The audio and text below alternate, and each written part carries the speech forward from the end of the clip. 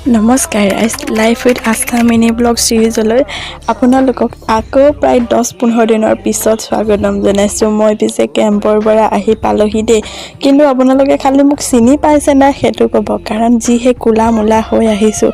লগতে আকৌ বহুত দিনৰ মূৰত ভিডিঅ' দিছোঁ, মাতষাৰো চাগে আপোনালোকে পাহৰি গ'ল।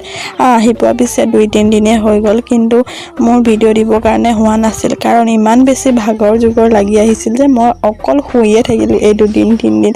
মায়ে পিছে এয়া মৰমতে লিচুৱানি খুৱাইছিল দেই, বহুত দিনৰ মূৰত আহিছে যে।